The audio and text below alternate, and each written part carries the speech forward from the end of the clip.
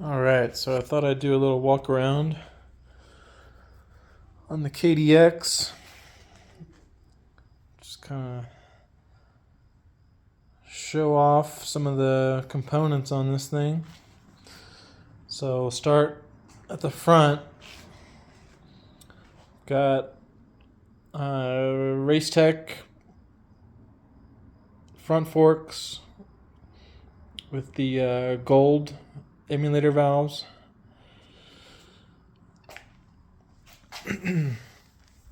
Got a stainless steel brake line, which I have to reroute to the inside. Then move over here. We got these GPI racing radiators and silicone hose kit. It's pretty nice. Got this nice temp gauge on the radiator cap, or should I say radiator. Some nice radiators on here. And we got the FMF Gold Series fatty pipe. I think this is the Woods pipe, but I'm not 100% sure. I've got these IMS foot pegs from Fredette Racing,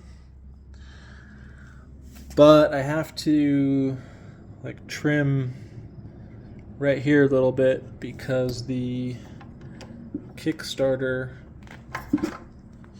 gets jammed in here when I kick it, so you can see where it's been rubbing right there. So I'm going to trim that a little bit. It also would be nice to get a different, shorter Kickstarter. So we'll see what happens with that. Got the frame protectors on there, like that. Got the skid plate. Not sure what brand that is, but it's pretty nice. Not too thick either, so it's kind of lightweight. I like that. And I've got the stainless steel rear brake line.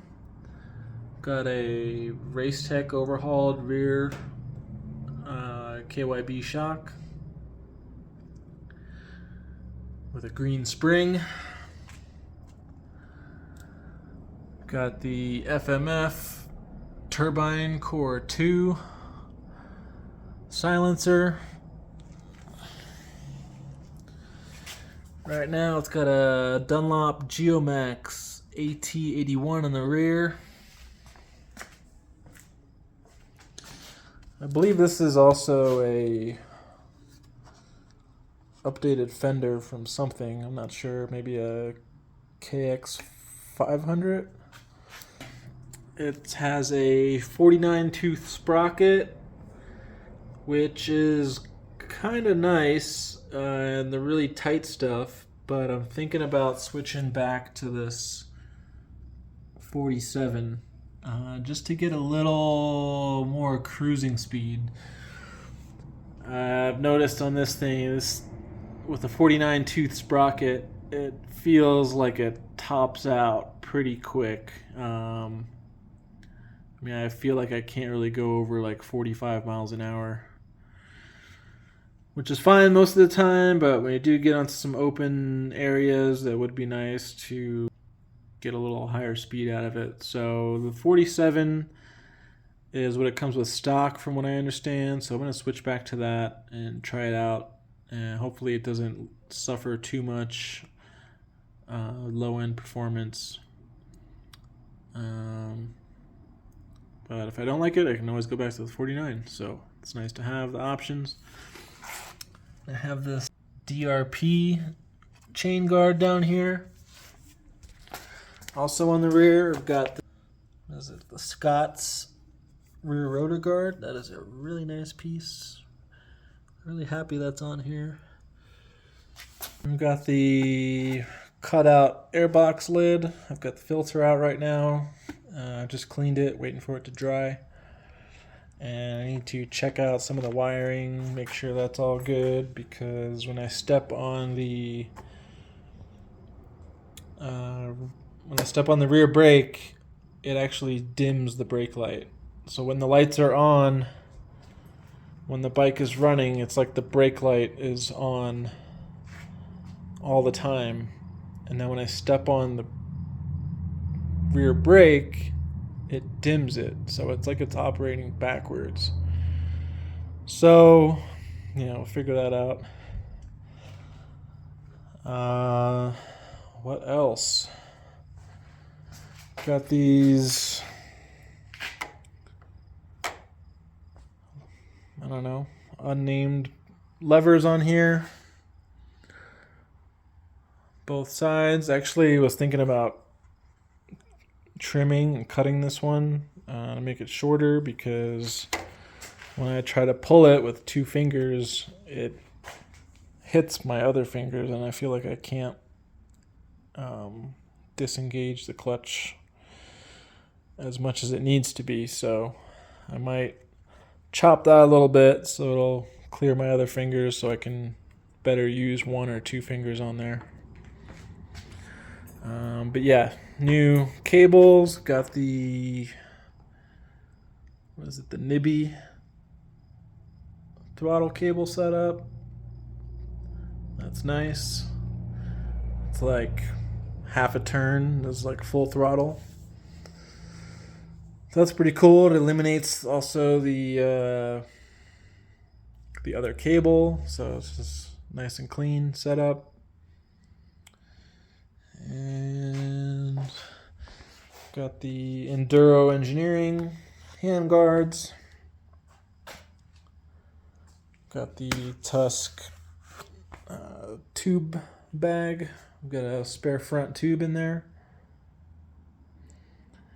And yeah, I've got I've got an LED bulb coming in that was like $5. That's supposed to be a direct replacement for the stock bulb. So we'll see what happens with that. My stock headlight bulb's blown out right now, so I got no front light.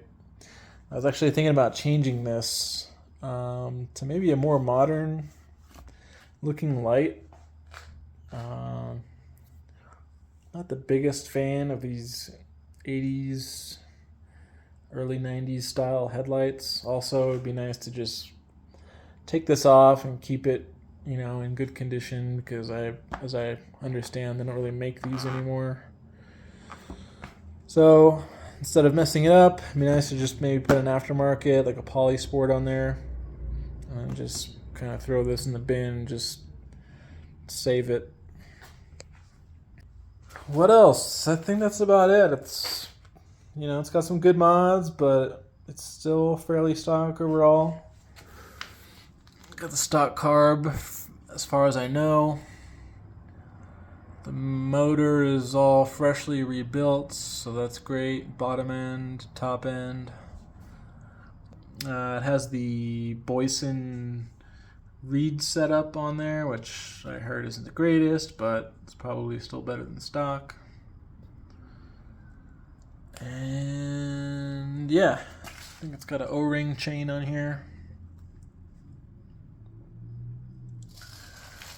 And yeah, I think that's about it. Oh, it's got, so I don't know what like triple clamp setup this is, but it doesn't have the rubber mounts anymore, which is great. It's just a solid piece. I don't know, maybe somebody can comment, chime in. Maybe you know what these are off of. Look like stock bars to me. And what do we got? We got Pro Taper grips. Here's the cool thing that came with over here. I'm not quite sure what these are off of at the moment. I haven't measured them to see how many millimeters they are. That will give me a better indication of what these forks are off of. Some kind of KX, I presume. got the adjustments and the top there. So I feel like I'll probably get around to doing this one day.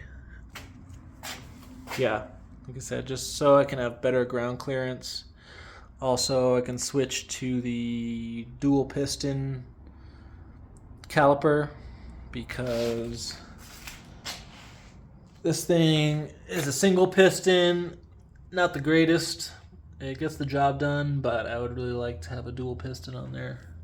That would be nice. This thing's definitely a little short on brakes. And yeah, it's the other just bin of parts it came with and stuff. Got the seat off right now. Got the stock plastics, stock pipe, air filters drying off. Got a spare carb. And yeah, these are the triple clamps that I also got with it. These Universal Engineering. I don't know if these are any good. They look fancy. Probably look pretty sharp on there. Seems like it has everything that I need. The other piece there, the shaft.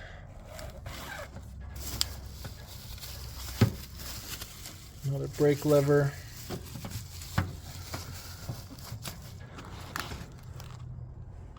This thing. So that'd be cool to get on there. Just probably be a more modern look. So probably be a winter project.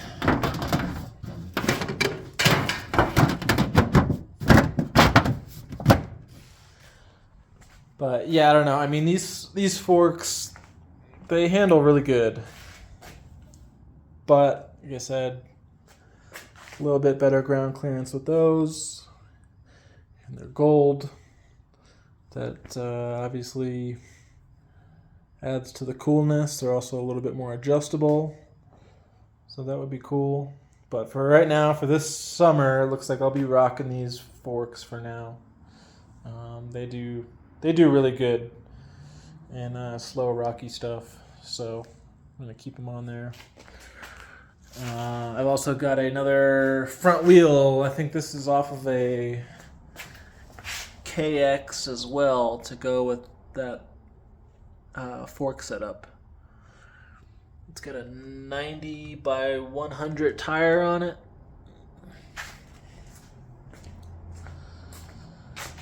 Versus the 80 100 that's on it now.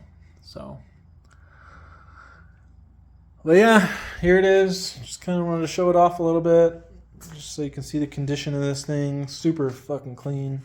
Yeah, just really well kept. You can tell who the past couple of owners that have had this thing have been kind of, I would say, like real KDX enthusiasts, keeping it maintained. You know, this thing's not clapped out and beat to shit, so that's awesome. Yeah, I think that'll do it for now. This thing fucking rips. It runs great. I just threw these little hooks on there for the tie downs because of the way some of the cabling is routed on the handlebars. I don't want to pinch those with my my ratchet straps when I strap it down. So threw those hooks on there. They were like $8. So hopefully those will work out good. I hope. But yeah, I really like these radiators. These things are pimp. Super nice. So yeah, that's about it. If you got any tips or anything, let me know. Leave a comment. And as you can see, there's only one bike in the garage now. The CRF 250F is gone. I had no plans on selling that thing, actually. I was planning on keeping it for a while and just riding it like I was. But, you know, you start browsing Marketplace at night, and, you know, you never know what you're going to come across. So, to be honest, I really didn't even know, like, I had never even seen a KDX in person before, or had really known about them. I had known about the KX, the KLX, some of the other Cowie models, but not really the KDX. And then, you know, just started looking them up and was just like, wow, this looks like a perfect trail bike for me. You know, like I said, the 250F was kind of,